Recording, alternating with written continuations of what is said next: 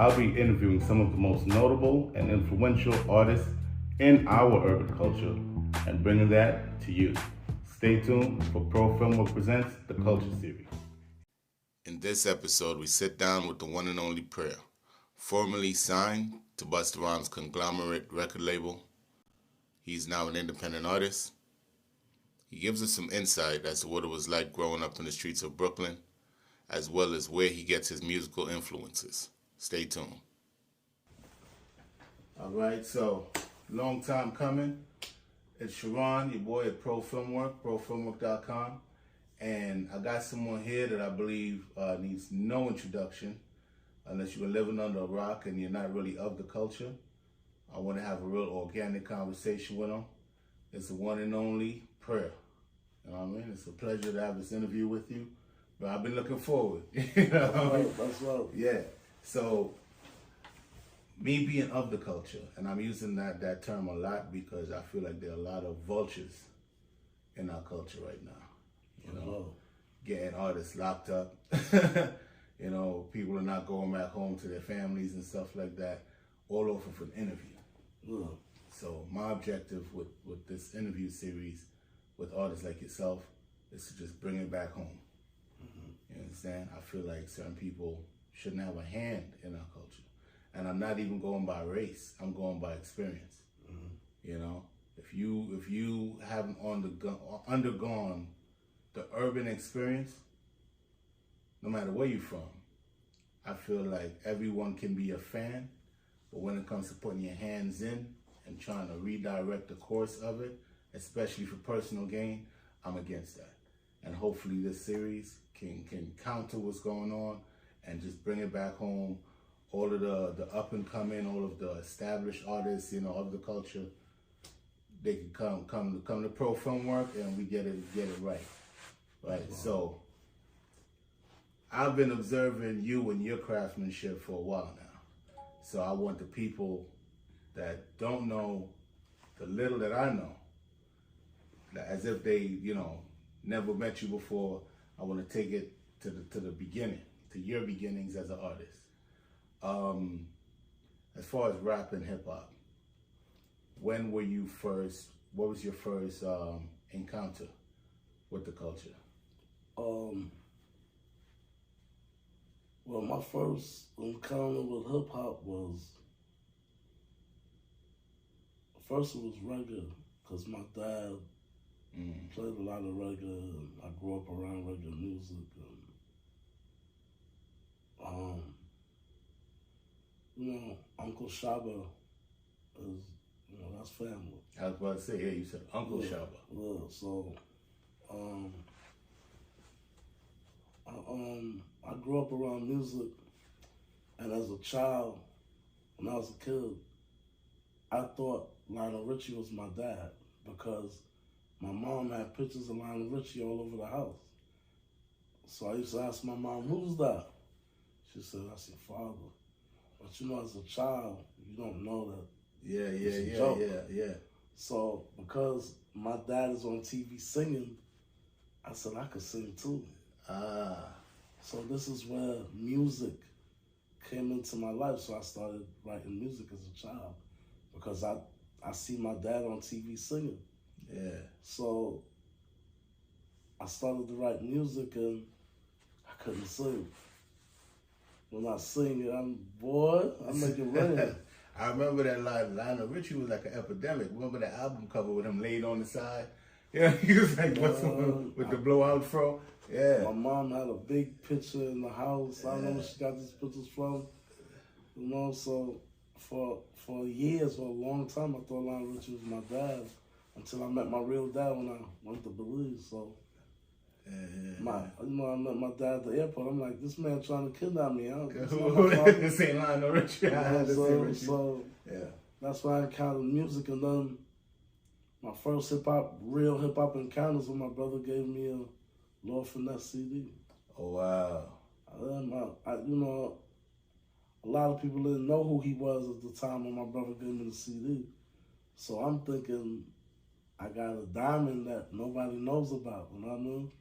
So I listened to it so much that anytime dudes is in the cypher or dudes is rapping, they'll be like, yo, you can rap? I would kick a Lord Finesse rap. And they wouldn't even know. And they won't know who that is. Because, you know, I'm in Brooklyn. Yeah. Now, if I was to go to Harlem or the Bronx, I might not be able to get away with it. Yeah. So in Brooklyn, I was getting away with it, but one day, I kicked the rhyme, dude said, whoa. That sounded like Lord Finesse. So I was like, damn. Had to switch it up. So that's what made me start writing. Yeah. I started writing rhymes after that. So that's what made me, you know, dip my foot in the culture. But then when I would rap, people would be like, you sound like Biggie. So I fell back from music because, you know, that's a big shoe to fit. Yeah. You know what I'm saying? So I was like, you know what? I don't want to rap because I don't want to be compared to nobody. Yeah. So that's why I stopped rapping for a while. And I thought that would be the end of it, but music just kept coming around. It just kept coming around. You know what I mean? The calling. Yeah. It kept falling on my lap everywhere I turned. You said something that I appreciated because a lot of times when you ask people about their first encounter with hip hop, everybody goes to Sugar Hill Gang, you know, and a lot of times you could tell they're just copying what somebody else said, you know. Yeah, but you went straight to the Lord Finesse. That's authentic. That was my first encounter. Was that CD? You know what I mean? I respect that. Everybody's rappers delight, and it's like, nah, yeah. Well, I come from a different time, so yeah. You know what I mean? Different era. Yeah. When I was coming up, it was Biggie, and my favorite artist was Tupac. A lot of people don't know that. Why? Because he said a lot of things that resonates with me. We have a lot in common. You know what I'm saying? A lot of things he said I can relate to, like the pain he was going through, and my work ethic is like Pac. Like I write a lot. I do more music than Bus could ever put out. Right. He can't put all the music out that I was doing. Right. What was that? I got so many questions for you. As far as, because you mentioned Tupac, and Tupac goes by a certain code. You know, he had the code of thug life and stuff like that. I have an outlaw tattooed on my stomach. Let's see. So that goes into my next question, which I believe you'll enjoy answering this question. As far as the teachings of, let's say, Malcolm X in comparison to Martin Luther King. My favorite is Malcolm X, hands down. Yeah. Malcolm X called Martin Luther King a time. Yeah. You know what I mean? So I agree with Malcolm X because Martin Luther was working for all of the dudes that he was working for, you know, Caucasian. Yeah. So how could you say that that's your boss? Recently, I heard someone state that when Martin Luther King was a child, he wasn't allowed to play with the white kids. His grandmother would keep him away from them because she thought that they were dangerous. No. So it said in his adult years he geared towards that because he wasn't allowed to do that as a child. So, but likewise, I agree with the philosophy of Malcolm X. More so, the name Prayah. What made you choose that name as an artist? Okay. The name Prayah, I didn't choose that name. Prayah, my name used to be Belly. My name was Belly because when I was a kid, they used to call me Jelly Belly. I was a little bow-legged, chubby kid, you know what I mean, with a little belly. So my family used to call me Jelly Belly. As I got older, they dropped the jelly. That's where the name Belly came from. So my nickname was Belly before the movie. Yeah. So when Belly came out, people was like, you got a movie coming out? Yeah. So ever since I was a kid, people always said that I would be a star. So, you know, I was like, you know how to say, like, you was most voted to be this in school, and people always said I was gonna be a star. I always had a magnetic force, and you know what I mean? My mom used to ask me as a kid, "What you gonna be when you grow up?" I said, "I'm gonna be a star." I didn't know how or what you know what I mean, but the it factor. Yeah, I just knew. Everybody used to always say it since I was a kid. There's something special about this boy. So what was the first song that you wrote, and also what was your first music video? The first song I ever wrote is called Lyrically Strapped. I was saying that I'm strapped lyrically. Yeah. I was 12 or 13 when I wrote that wrong. Wow. And I used to go to the studio in Brooklyn. This dude named Dante 909, the first studio I ever recorded. Yeah, that's funny enough. Back in the day, that's the first studio I ever recorded it as well. Mm-hmm. Yeah, EDM. Well, and my first video ever was Ron Browse. He recorded a rap video of me. He still has the footage to this day. I was in the bushes. And I had a gun. He was lyrically gun. Yeah. Ron Browse recorded my first rap video ever. But my first rap video to ever go out was with Busta Rhymes and his Bad Man Thing. Bad Man Thing, yeah. Okay. Speaking of Busta Rhymes, how did you guys cross paths? And what is the relationship like? I met Busta through this dude named Kev Webb, who's texting my DM. It was my birthday, and I was in Staten Island with Uncle Knowledge, Ice Cream. You know what I mean? These are heavy hitters in Staten Island. You know what I mean? Shout out to Uncle Knowledge, bro. Ice Cream. So the whole Jersey family, man, they live, you know, from Jersey Street originally. So Uncle Knowledge took me out for my birthday to a seafood spot in Staten Island. And this dude kept texting my DM. I'm like, yo, what's up with this dude, man? Keep texting me, call him. Uncle Knowledge was like, yo, call him, see what he want. He probably want a feature. Cause I just had my gram. I had my gram that long, and I was charging $1,000 for a feature at the time. Right. And I called him. I was like, yo, what's up, man? What's your problem? Right. He was like, yo, man, could you meet me at Quad? I got a situation. At the infamous Quad Studios. Yeah, I said, Quad? I said, what's going on? So we gooned up, you know? We got the things and jumped in the van. Don't say too much, because this is not like the other shows.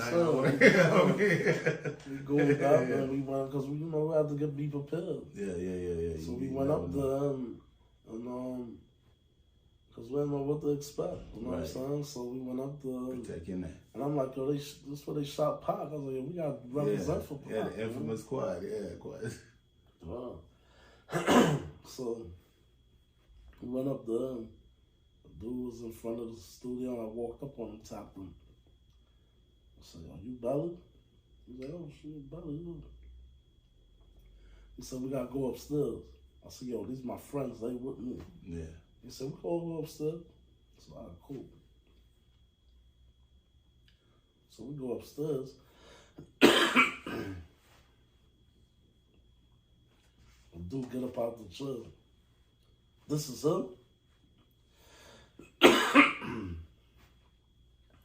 yo. This dude look familiar. Right, I was going to ask you, yeah. I'm still not realizing who it is. Yeah. So my boys hit me with the elbow. Wow. Because he looks different. His dreads is gone. Yeah. He's more got muscle Yeah. This dude looks familiar, man. His voice sounds familiar when he talk. Yeah. Like, where I know this dude from? He uses very descriptive words and stuff. Yo, what's up, King? Yeah. You know, we talking our talk. And He said, who you signed with? Who I'm signed with? I'm like, yo, I'm here for a feature. Like, I thought you wanted a feature.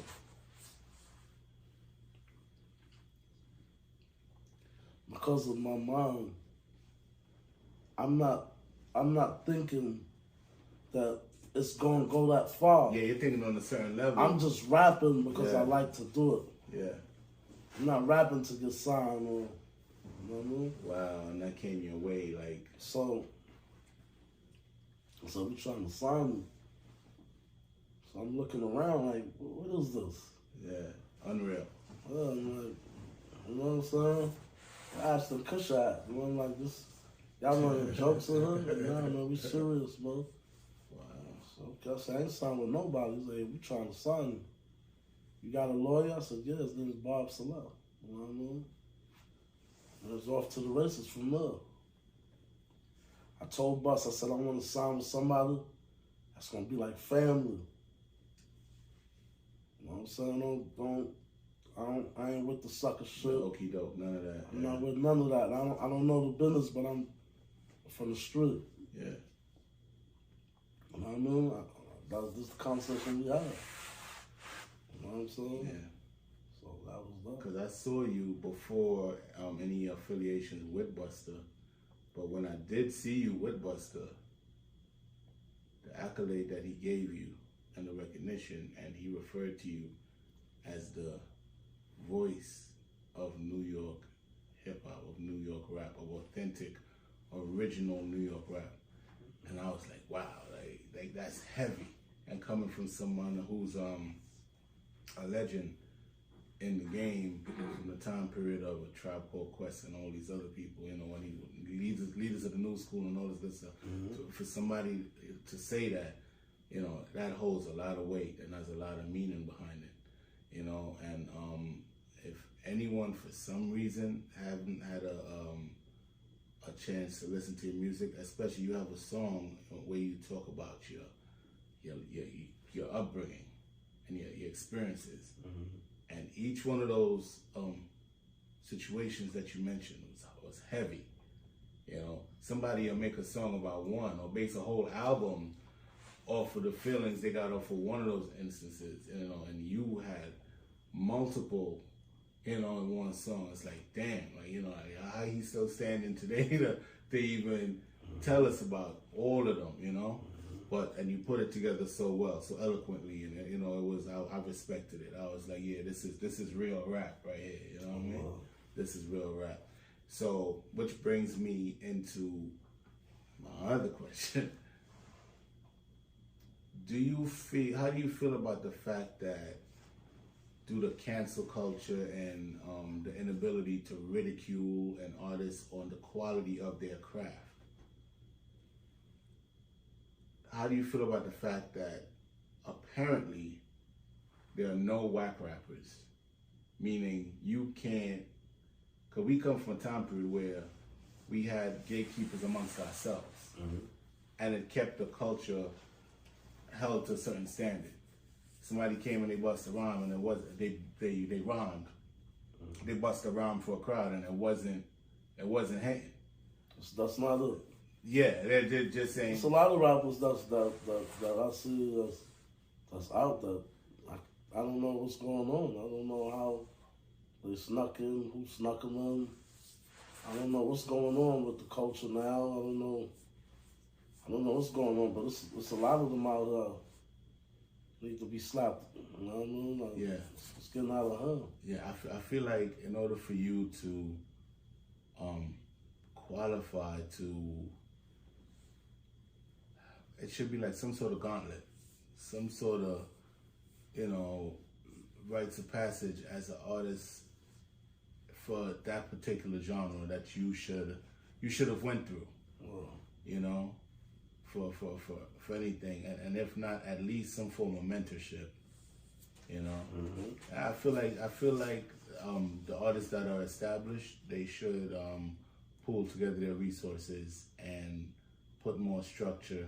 I know KRS-One and others have like the Temple of Hip Hop and stuff like that, where you can go and learn about it. But I feel like there should be some sort of some sort of funnel that you have to go through in order to earn your stripes and your ranks. So that way, if you're whack, you know what to work on, so that you can still chase your dreams and aspire to be a rapper or whatever, but it'll have some quality to it. But the climate now is a free-for-all.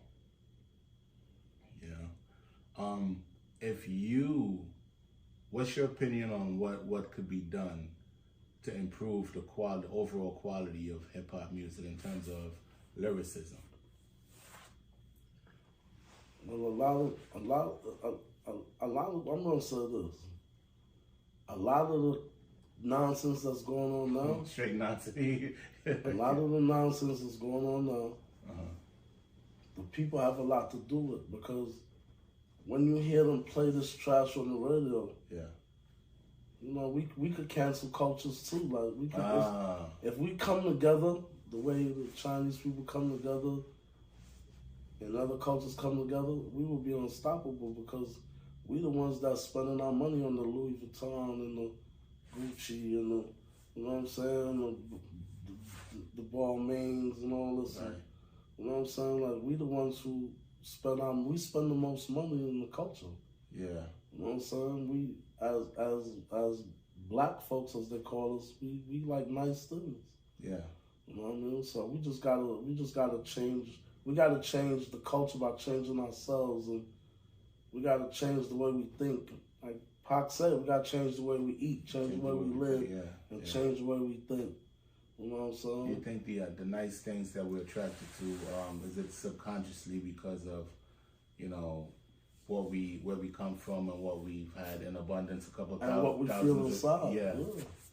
A lot of us got low self-esteem. You know what I mean? Like, my self-esteem is pretty high. Like, it's called self-esteem. Yeah, you're responsible. Yeah, you're responsible for how you think or how you look at yourself. Yeah, and how you look at yourself, that depicts, that directs what you attract into your life. So my whole life I've been a fat boy, and it don't never stop me. Anything. I ain't never had an ugly girlfriend. Yeah, you understand what I'm saying? You know what I'm saying? So you know what I mean, it's all about what you. The light that you shine, you know what I mean? And mine shine bright, you know what I'm saying? So, that's what it is. So, originally, I mean, as far as heritage, I know where you're from. I don't know if you want to disclose that as far as country and stuff, but as far as the America, you grew up in Brooklyn. Yeah, I grew up in Brooklyn, Queens. I used to live in Queens for a short period of time, but Brooklyn, Queens, and a little piece of the Bronx. Yeah. What advice do you have? Because me, as a black male, in my 40s, that grew up in Brooklyn, East New York for a little bit, briefly in the Bronx, and I've been to every hood. Aspiring to be a particular thing, or to be in the entertainment industry or anything, but we still have similar obstacles. What advice, like if you were to have a message to your younger self, what advice would you give to your younger self or to young black males right now that are dealing with, like let's say, a short, not enough finances in the home, but they are still, they're in school, or they're, a dead-end job, they're flipping burgers or whatever, but they still aspire to be something else. What advice do you have to give them in terms of direction that'll make it easier for them to cope with their situation and still chase their dreams? Being that we know what that feels like, Well, it depends, it depends on how passionate they feel about their dream. You know what I mean? And rap ain't for everybody. I'm gonna say that. Rap is not for everybody.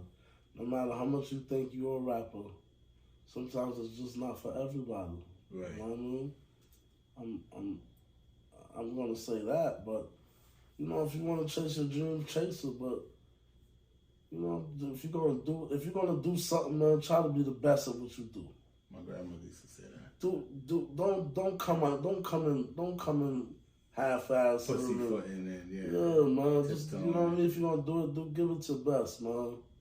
Give it your best. Like I'm not when I first started, when they started with the drill and the trap and all that. I call that jail. I wasn't a big fan of it. Yeah.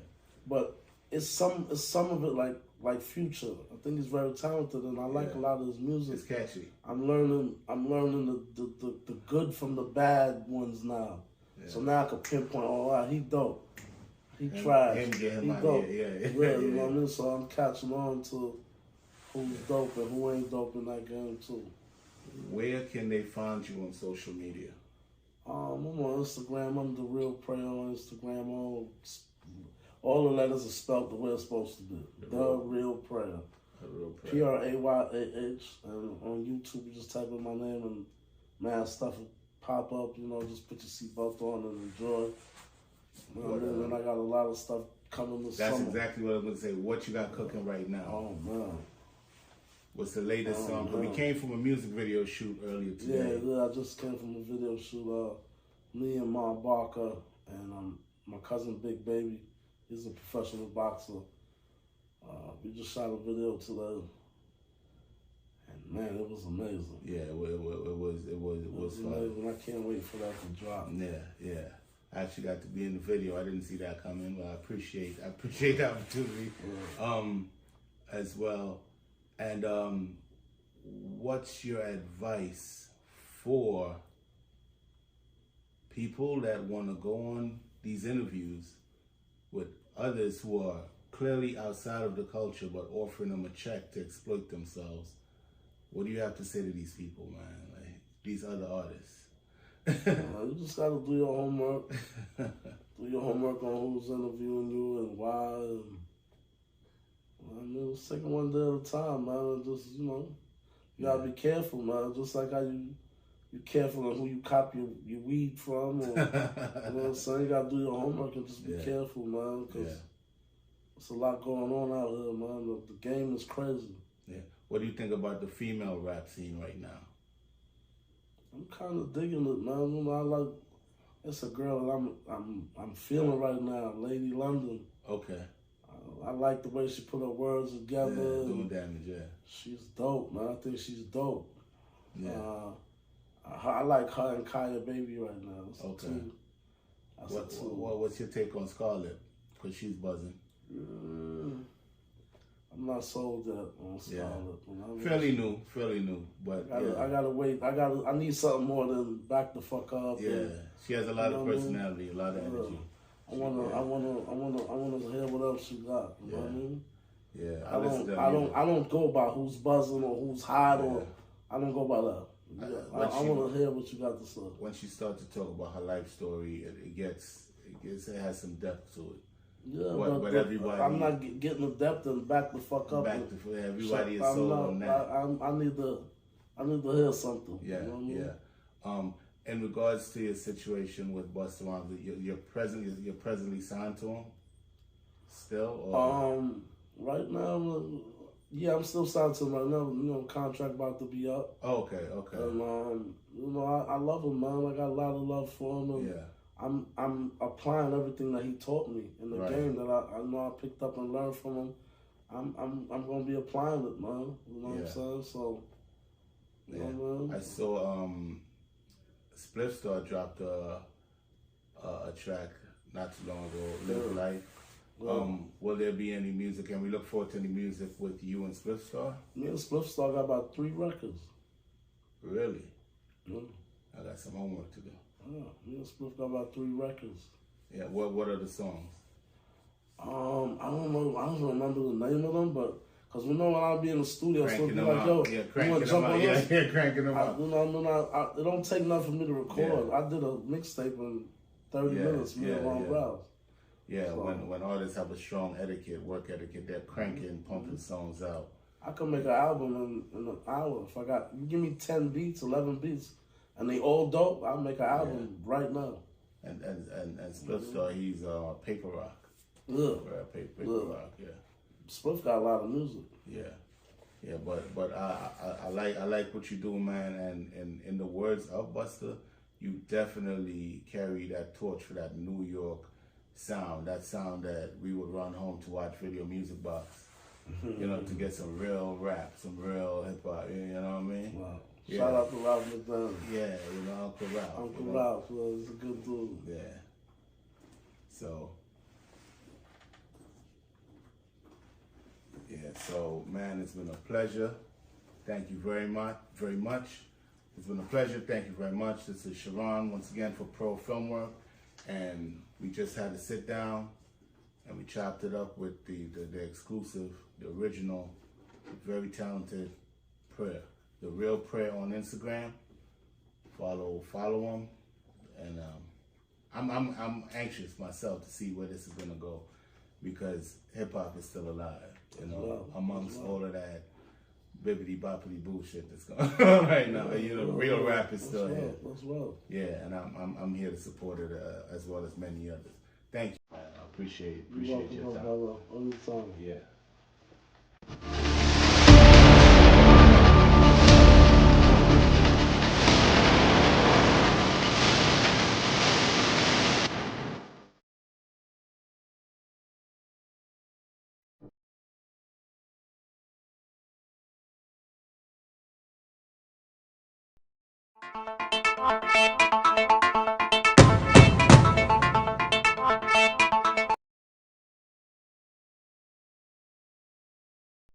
Hello, my name is Andrew Walker. My company is AA Walker Inc. We provide real estate services. I'm currently a licensed real estate agent under eXp Realty. I'm also a notarial agent and provide these services both globally and digitally with some on-site services. I provide small business consultation. You can reach me at www.aawalkerinc.com, and my phone number is 347-860-9179. I look forward to helping you.